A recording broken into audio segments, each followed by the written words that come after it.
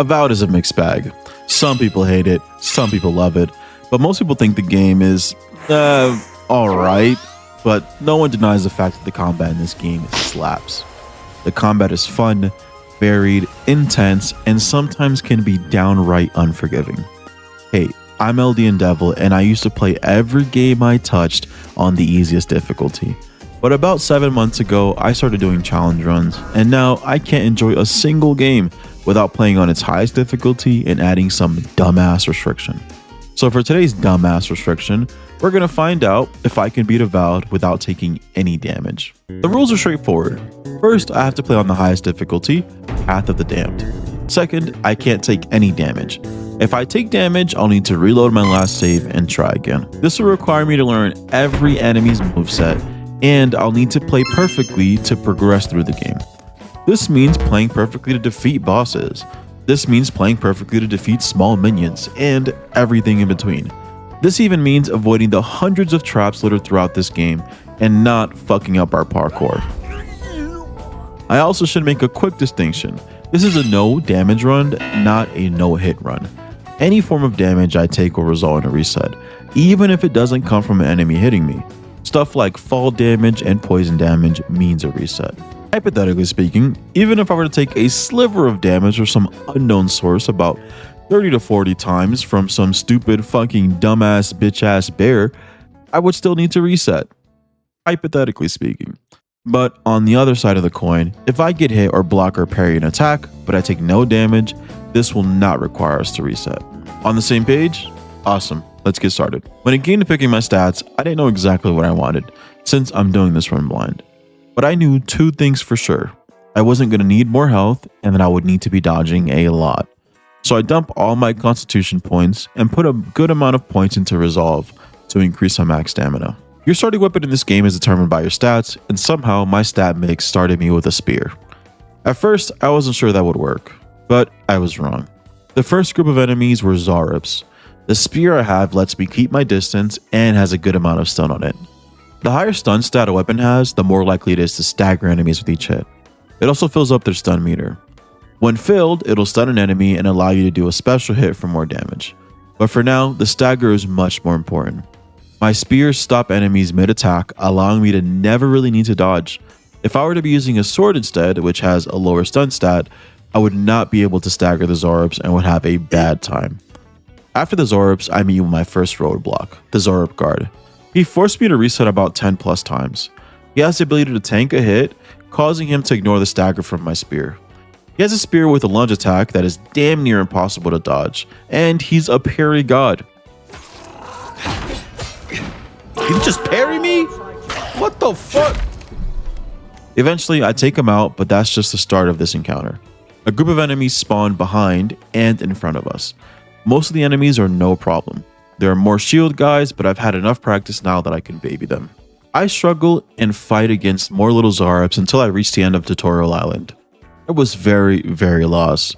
I ran in circles for 30 minutes trying to figure out what to do until I realized the game was bugged and the boss of this area hadn't spawned in. Yeah, this game has a lot of bugs. At least I came across a ton during this run. I got the boss to spawn and he gave me a bit of trouble, but nothing compared to that fucking bear. He's really slow and hits hard. He can't be staggered, but his stun meter will still fill.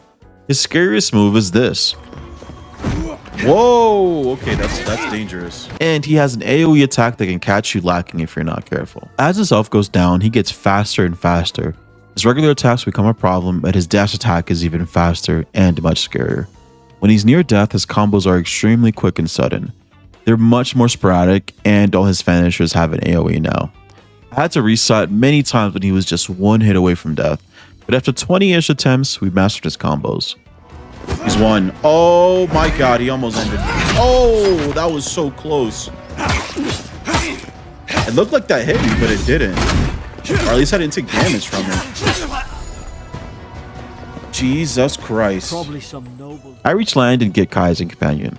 He's perfect for this run. He specializes in taking enemy aggression, which is going to be crucial for fights with big groups of enemies. I stopped by the local shops to look at and compare weapons to try and decide what my build would be like, but I got nothing for now. I did pick up a pistol though to deal with the range attackers. I ran around cooking Zaryps, collecting materials, and trying out different weapons. I have a long list of enemies I have beef with in Avowed, but at the top of that fucking list are these dirty little fucks, Zaryp foragers. They toss javelins at you and have insane accuracy. You have to dodge at just the right time. Their projectiles are slow, but the Zaryps predict your movement and will throw the javelins towards the direction you choose to dodge. What's even worse is that Zaryps are always in big groups and are usually in open areas. Trying to focus on melee attackers in front of you while also dodging javelins from 3 different directions is almost impossible. Breaking line of sight from the foragers also doesn't really matter because they'll hide behind cover and throw their javelins over cover to hit you. These guys are smarter than my fucking calm teammates in Marvel Rivals because they actually use fucking cover and get on high ground to get better angles on you. You might be thinking the answer is to leave and just come back when I'm ready. That won't work on this difficulty. With how Avowed systems work, you're forced to clear out most optional content in an area before moving on to story content. There is a level and rarity attached to enemies and gear. Your gear level needs to be on par with the enemy's level to be able to do damage. If it's not on par, your damage will be reduced by a multiplier. The multiplier is fucking disgusting. I tested later on and compared damage between weapons, and weapons with levels that are much lower than your enemies will do half damage or even as little as 1/10 of the damage it usually does. On Path of the Damned, the highest difficulty, enemies' rarity and levels are much higher, forcing you to do more content to level up your gear. For this run, I had to complete almost every side quest and bounty and had to explore most areas to just keep up with the rarity and level of the enemies in the story missions. So we will need to learn to deal with nearly every enemy type in this game. To deal with the Zaryps and other annoying enemies, I'll need to rely on my build, which I haven't sorted out yet. After some theory crafting, I decided to put most of our points into the Ranger tree. The first ability in the Ranger tree lets me root an enemy in place. This is going to be great for crowd control and keeping melee attackers away. The Ranger tree also focuses on movement and stamina, which is the main reason we're going with it. There are some abilities in the other trees I have my eye on right now. The most important one is Arcane Veil. This magic ability at tier 2 will deflect all projectiles and similar items, completely removing the getting hit with a javelin to the face from across the map problem we're having. I just need to get to level 5 to unlock it. I went around the map taking out smaller groups of enemies and easy prey to get XP. I even took out a whole Zaryp camp with 20 plus enemies. It took me a long time, but I rounded up as many explosives as I could and tossed them all into the group. A billion side quests and fights later and I'm ready for the next boss fight, I think. It's time to talk about the Dream Thrall Bear. The Dream Thrall Bear isn't difficult really, that's what makes this so upsetting. His moves are easy to predict and dodge, but even though he isn't difficult, this was the worst fight of the run by far and it wasn't even close. This bear alone pushed me to the point where I wanted to declare this run impossible. Why? Let's talk about it. His attacks consist of a flurry of swipes and lunges. None of it really fucking matters. Dodging these attacks isn't difficult whatsoever. He does have a ranged attack that can be hard to avoid. It also leaves a lingering poison cloud. If you step on the cloud, it's no big deal. You won't take damage. It'll just accumulate your poison meter. If it fills, you'll take damage. The real problem is he has some kind of phantom attack that I can't avoid. What do I mean by this? Well, just take a look. Oh, I just took damage. Okay, he has this. Is it this that I took damage from? Like right there, I just took damage. What did I take damage on? I just took a little slur of damage. I have no idea on why I took that damage. What did I just take damage from? I have no clue, man. It's not the poison on the ground. It's like when I walk over a certain area, I just take damage. I don't know if it's a bug or what. I took damage from some unknown source. No one in the stream could figure out what it was. My only guess was the poison clouds, but I purposely stood in the clouds to see if I take damage, and you don't. Like I mentioned earlier, it just accumulates your meter. The amount of attempts where I played perfectly and still took a sliver of damage from some random source was unbelievable. This was the most frustrating experience I've had doing any challenge run. I had no answers. I ran in and just tried to defeat the bear before I took the phantom damage, but I could never avoid it. To this day, I have no clue what I was taking damage from. I kept track of all of my resets. After all, I needed something to do while I sat in loading screens. This whole run, I reset exactly 496 times, and I can confidently say around 40 to 50 of those resets were to this fucking bear alone. Regardless of how tilted I was determined to beat this stupid ass bear. So it's time to think, what are my options here? At this point, it's very clear this is a bug, and not some intended feature or mechanic I'm not understanding. The only question is, what kind of bug is it? I have two theories. I noticed that I always take the phantom damage when I'm closer to the middle of the arena. What that tells me is something could be clipping through the ground and causing me to take damage. The terrain in the arena isn't perfectly flat. And I noticed I would take damage and I would walk into an area of the arena that has water and some dips in the ground. This bug is prevalent in Skyrim because sometimes you'll walk into an item, it'll clip into the ground and you'll take damage due to the physics in the game. But the items in this game don't have physics, so that doesn't make any fucking sense. My actual character would have to be clipping into the ground themselves for this to be true. The second theory is that the bear has much more range than it looks like. That his reach is actually further than where his body actually is. I think now this is more likely because I had similar issues later on while fighting other bears. Regardless of which is true, I can solve both of these. First, I completely avoid the middle of the arena and keep a very, very long distance between this fuck ass bear and I. So I went and grabbed a second pistol and only played around the edges of the arena. It's a little harder than it looks because the edges of the arena quickly became filled with poison, but that beats taking phantom damage any day. As long as he doesn't get me with the bad poison one here, we should be good. Like a really bad triple poison shot. Come on, come on, come on, come on. I'm so close. Please, please, I'm so close. Oh, let's fucking go, bro. Okay, 2 bear claws, bro, for all that. What happened to that? Jesus Christ. I don't know what it was. I also finally unlocked tier 2 Arcane Veil and decided on what weapons we'll use all run. I chose dual pistols. They carried me through the toughest fight I've had in this game. Also, they have a really high stun stat, even higher than my spear. This will let me stagger most enemies mid-attack to save myself, and I can do it from a distance. My next big fight is Tala the Taskmaster and his minions. He's quite easy. I can root him, loop around these stairs, and avoid all of his attacks. He can throw a boulder at you, which is pretty funny, but it's easy to dodge. His minions are more of a problem and were the source of most of our resets during this fight. So I just root him while I deal with the smaller minions before focusing on him at the end. Even though he's one of the easier bosses, I still needed to reset many times. The hardest part was fighting my way out of the city full of criminals, but Arcane Veil came in clutch for this. It's not a perfect solution, it runs out after a while and has a cooldown, so Arcane Veil is down most of the fight. So I needed to use it at the beginning and then focus on the ranged attackers. I ran into my next bug after this. This one is pretty annoying. Sometimes enemies become immortal and just can't be hit. This guy right here cannot be shot whatsoever.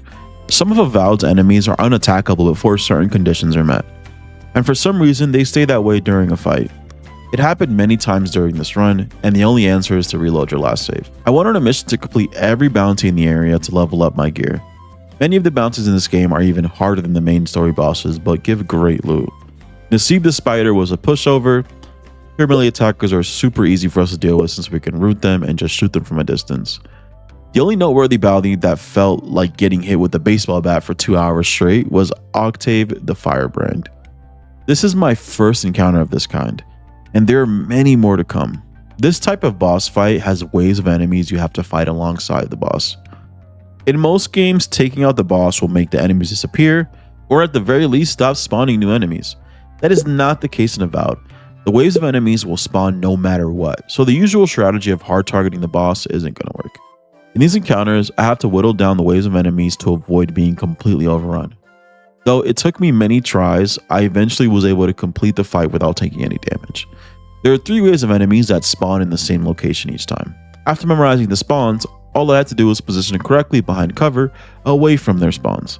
Something else my ranked teammates can do. Alright, let me stop. It's been a rough week, okay? But after learning all the spawns, I beat Octave. After that, I beat the Temptuous Landy and obtained the gun I'll be using this whole run, K-Rock's Pride.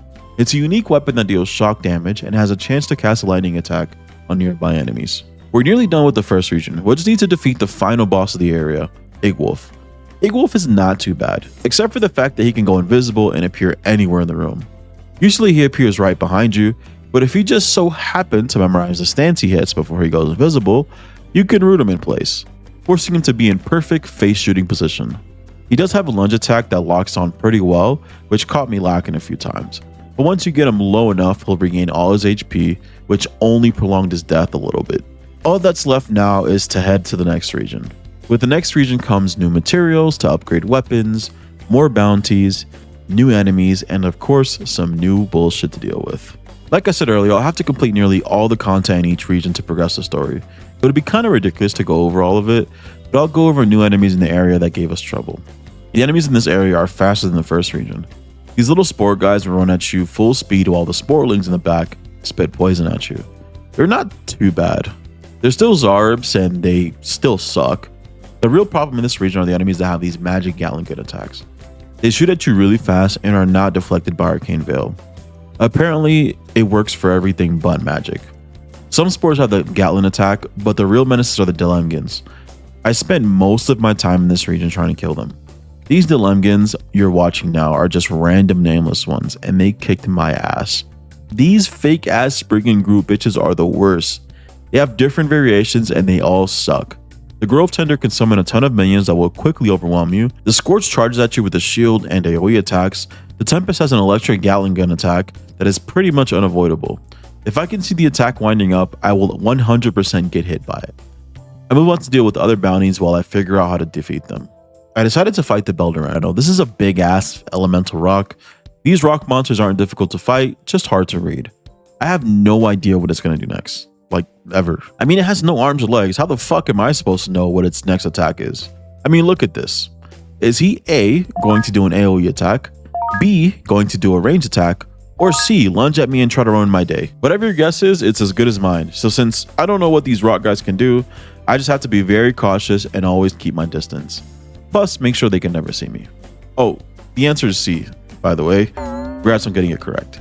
I eventually came up with a way to deal with the Dilemgans. I hard focused Tempest since they are the deadliest, while I have my companions keep the melee enemies and summoners occupied. It worked out pretty well. This is where I started practicing target priority. This is really important for this no damage run. Some enemies will fuck up your day, so it's important for me to scout out enemies in stealth and take out who I think is going to be the biggest problem, like ranged enemies and healers. And oh my god, the healers in this game are disgusting. As long as they're alive, no enemies can die. They'll keep everyone at full HP at all times, regardless of how far they are from their allies. It's actually insane. After clearing out this region, I have my next difficult encounter in the story. The Dilemgan Queen, and bro, did she fucking suck. The Dilemgan Queen has a small army consisting of other Dilemgans and every other new enemy that we have encountered in this region. We'll have to put everything we've learned together about these enemies to the test. Except the Dilemgans and all the other enemies are much stronger than the regular nameless ones we fought. We'll have to defeat her army before we can even get a chance to fight the queen. Now when I say army, I mean it. She has 3 waves of enemies that we'll need to defeat.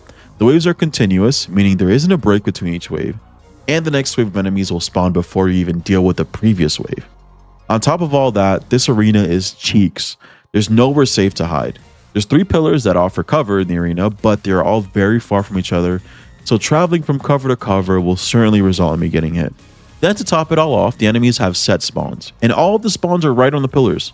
So I get clapped from behind when just trying to take cover. Lastly, the developers were really thoughtful when deciding what enemies are in each wave.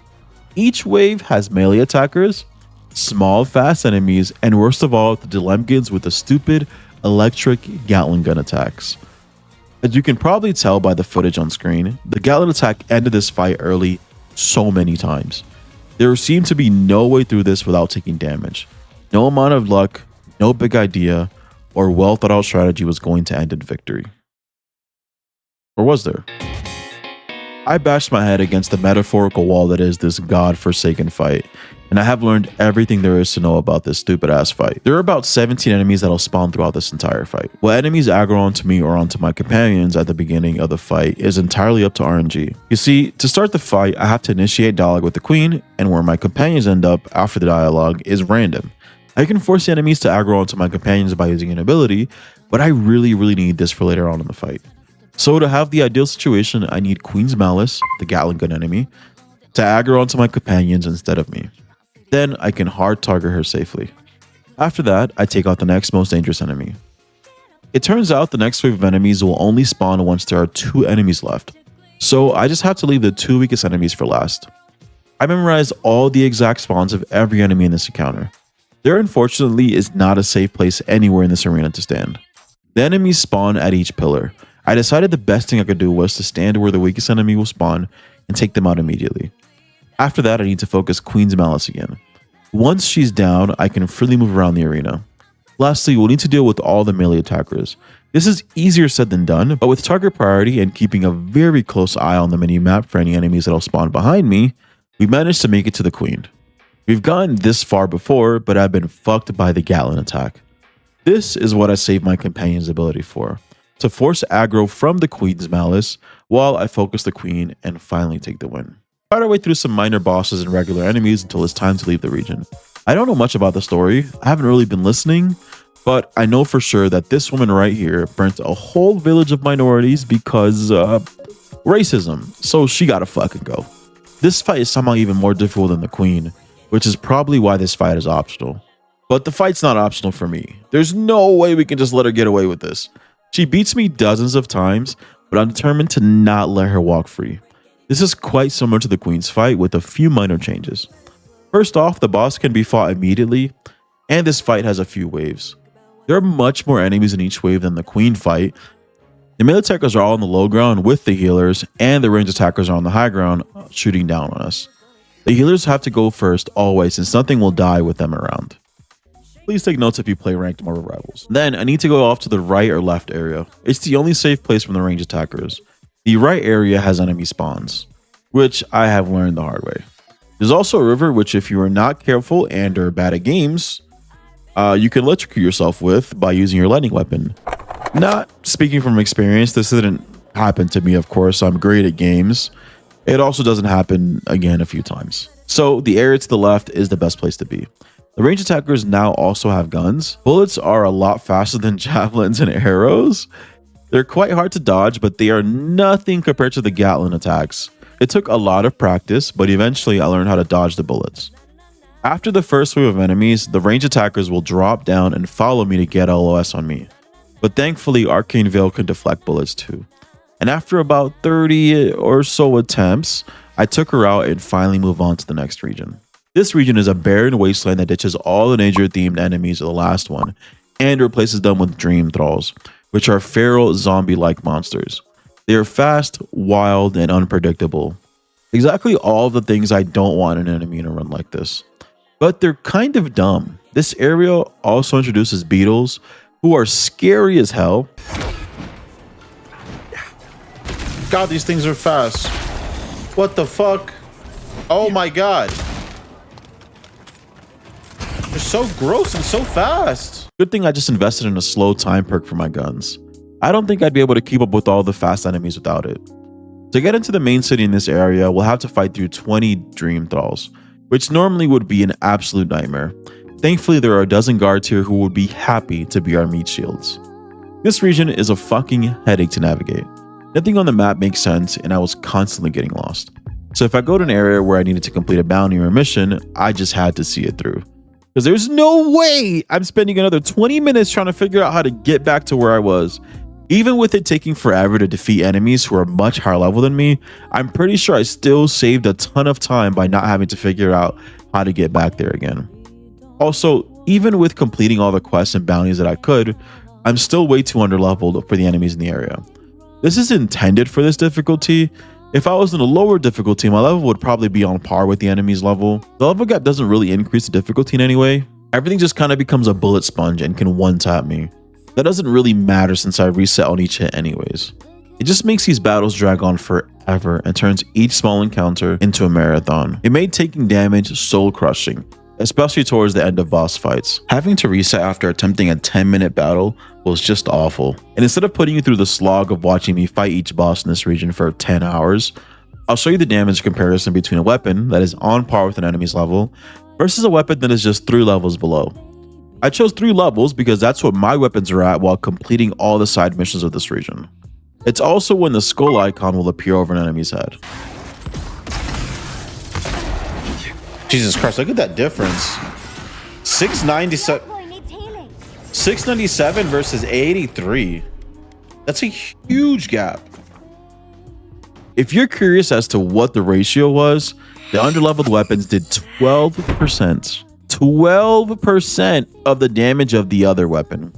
So when I say it took 10 times the amount of time that it should have to defeat each boss in this area, I mean that literally. And that's not even accounting for resets. But after clearing this region's quest, we moved on to the main quest, and it was kind of a joke. The first dungeon was filled with skeletons and specters who are super slow compared to all the other enemies in the region. The specters can explode, but it's easy to avoid. A few mystical trials and puzzles later, I encountered my next big challenge, the third and final trial. There are 3 spectral enemies, a rogue, a warrior, and a mage. The enemies themselves aren't really the problem. The problem is the arena. There is no cover here whatsoever. Every enemy has LOS on me the entire fight. This is a problem because of the mage. Magic attacks are too fast to dodge and aren't reflected by Arcane Veil. But after a few attempts, I discovered something. There's a wall in the arena you're meant to destroy to get loot after you complete the fight. But there was nothing stopping me from destroying it immediately, so I was able to sit in a spot they couldn't access and got a free win. The next section immediately after was a nightmare. I had to take an elevator up to an area where I am surrounded on all sides. It's really hard to avoid getting hit here. It took me a long time to find a solution. Eventually, I found a room I could run into and defeated all the enemies as they came through a single doorway. The sheer amount of enemies in this area is insane. I've killed 50 enemies so far and there's no end in sight. This is stupid. Oh, wait. I'm not getting XP for kills. These waves are endless. I am supposed to just run out of here. This is why you pay attention when people are speaking. After escaping the dungeon, it's time for the final region. There's not many new enemies, just stronger variations of every enemy from all the previous regions, which is perfect since I've already learned and gotten comfortable with their movesets. The level gap is still a bit of a problem, but I got good RNG and was able to get materials to upgrade my pistols quickly. My build's pretty much done. I've got some useful skills. I'll go over the most important ones. I do 90% increased stun with my pistols, which means I can stun lock just about everything in the game. I spec'd a little into the fighter tree to get one perk in particular, Inspiring Triumph. This restores my allies' health by 10% when I kill an enemy. That way they have more uptime and can take more aggro. Oh, and I have a bear. He's pretty cool. With the build done, it's time to take the final stretch to the main quest. In the next dungeon, I fight through enemies that I can only describe as cannon fodder before I get to the real fight of this dungeon. Wait, let's pause right here. After editing this, I see I've made a big mistake. Look at this icon. This icon means I got incapacitated and triggered a second wind. This icon is a cooldown meter showing when I'll be able to use my second wind again. I promise you, this doesn't mean I cheesed the fight. I couldn't find exactly where this happened. I have about 60 hours of footage for this run, so I chop out the parts I don't think I'll need and get rid of them to save storage. Since the icon is here before the Lodwin fight, I'm 99% sure this is what happened. In the dungeon leading up to this fight, I triggered a trap, and instead of hitting the quick load button, I fat fingered the quick save button and then hit the quick load button. So I ended up just reloading to the point after I got hit by the trap. The reason I'm so sure this is what happened is because I've done this like 10 times throughout this run. After it happens, I would usually realize a few minutes later and I have to go hella far back to an old save. I promise you, I did legitimately beat every single encounter in this game without taking damage. It's pretty upsetting for me to notice this so late into making this video. I'm almost completely done at this point. It fucking sucks. And I totally understand if you consider this challenge failed. I put my blood, sweat, and tears into this run though, so I'm not ready to just let a small fuck up completely invalidate everything else that I've done. So yeah, that's it, I guess. Let's get back into the video. With the build done, it's time to take the final stretch to the main quest. In the next dungeon, I fight through enemies that I can only describe as cannon fodder before I get to the real fight of this dungeon, Inquisitor Lodwin. The immediate problem we have with her is her first attack. It's a magic attack that is really hard to dodge. She always starts to fight with this attack and you spawn right in front of her. It's a fairly open area and there's not many places to hide behind. I tried multiple things to avoid the attack and most of them failed. The fight seemed pretty hopeless. After all, my first 20 plus attempts were spent having to reset immediately after starting the fight, until I found a nice rock behind the Inquisitor. If I walk around it to the edge, I can hug the rock to deny LOS to any enemy group that I want. The area I can stand on is really narrow though, so sometimes I fall off the rock and have to restart the whole encounter. With enough caution and patience, I was able to take out the 3 waves of enemies and Lodwin. That fight was tough, and the story started to give a "this is your last meal" type of vibe, so I went back to the main hub and used all my resources to upgrade my weapons. After that, I started my way towards the garden, the real final area. The garden has every single variation of Dream Thrall enemies we have encountered in this entire game. Besides beetles, the Dream Thrall enemies are amongst the fastest enemies in the game. Aside from that, there's also one new enemy, and he is the worst enemy to deal with by far. I've not been this frustrated by an enemy since my first fight with that one fucking bear. This enemy, the Mage Foal, has high stun resistance and has insane reach.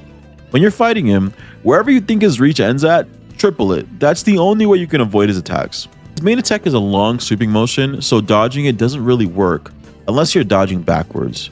And for that, you have to already be almost out of the attack's range anyways. So my solution was to rue him and keep my distance. But it turns out he also has the Gatling gun attack that is impossible to dodge. Then to top things off, he has an AoE attack that has, from what I can tell, infinite range, making it nearly impossible to dodge.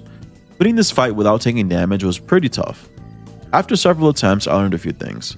He'll straight up blitz me if I don't root him immediately, and second, his AoE attack only affects me if I am at the same height he is. So I found some high ground in the arena and I was able to safely avoid the AoE attack and defeat him.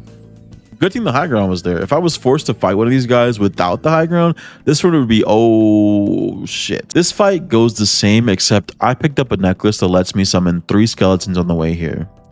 I alternated between the skeletons and my bear to keep the attention off of me. But as you might expect, I just kept getting hit by the AoE attack. I found this rock that I could use to shield myself from the AoE attack, but it forced me to fight outside of my pistol's effective range. The fight took really long and a second one came in at some point. My cooldowns weren't ready. I'll 100% get hit if I don't have my summons. I'm not proud of it, but I had to run and come back with my summons to beat the second one. The next stretch of the garden has an insane amount of enemies. It's actually ridiculous how many of them there are. I nearly ate my controller trying to complete the area. So, you know what I did? I put on Arcane Veil and ran through all the enemies. All fucking 30 of them. I ran and ran and ran until I ran into this guy again. Except this one's different somehow. Where the fuck did he go? Did this dude just teleport? Oh my lord, he can do that? Even though I fought him in a tight corridor, it actually turned out to work out much better for us. The hallways made it really easy to avoid his attacks and break LOS for his big stomp. The teleporting was still a problem, but if you know his teleporting animation, you can cancel his teleport by rooting him at the right time. We defeated him, but I guess the game thought I had it easy because now I have to fight 2 of these guys. Both of them can teleport. One has a fire attack and the other has a Gatling lightning attack. You would think this fight was harder, but surprisingly it wasn't. I already know exactly what to do. I can tell what they're going to do next pretty easily now, and I know dodging their attacks is a waste of time. Their long reach makes their attacks too hard to dodge, so I have to kite at them around the arena while running from cover to cover. The cover is important because of the Gatling attack. Once I feel safe, I can get some attacks in and heal or res my party. It wasn't sexy and it dragged on forever, but it worked. Through the garden, we have come full circle and made it back to Parody. There's a vendor here that sells a shit ton of materials, so I was able to fully max out all my weapons. Parody is under siege and we fight our way towards the middle. Inquisitor Lodwin is waiting for us here again, except she's not holding back. She's really easy to DPS through her first phase. With each phase, she'll go back to full health and do some new bullshit. Second phase, she'll get faster, start to teleport, and start to use an AoE attack. All manageable if I keep my distance and pay attention. Now, the third phase, she'll start to summon Hellfire. She does this passively, and this can be a real problem, because the fire will come down continuously regardless of what she's doing. And it's quite difficult to tell when you're about to get hit by it. I had to reset tons of times because of the Hellfire alone. For the fourth phase, yeah, there's a lot of phases. She'll summon specters, but I already have a solution for this. Watch this, ho.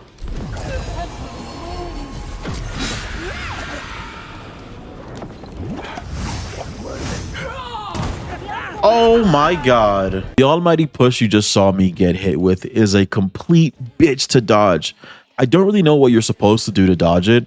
I just saved my root to interrupt her animation, and if I don't have my root, I'm kind of fucked. Attempting this fight was brutal. Most of her dangerous attacks come later in the fight. I had so many attempts where I was close to the end and had to reset. But once I got lucky enough to make it to her 5th and final phase, she summoned 2 pristine Magefuls. These are the ones that can teleport.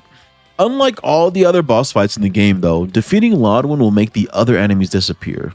The Magefuls have so much more health than Lodwyn, so focusing her is definitely the correct way to do this. But even after that, she gets back up for one final fight. But this time, there's no special tricks, no extra enemies, just me, my pistol, and her. I stun-locked the shit out of her to claim my victory and proved that you could be avowed without taking damage. Well, I proved that I could do it. I don't know about you.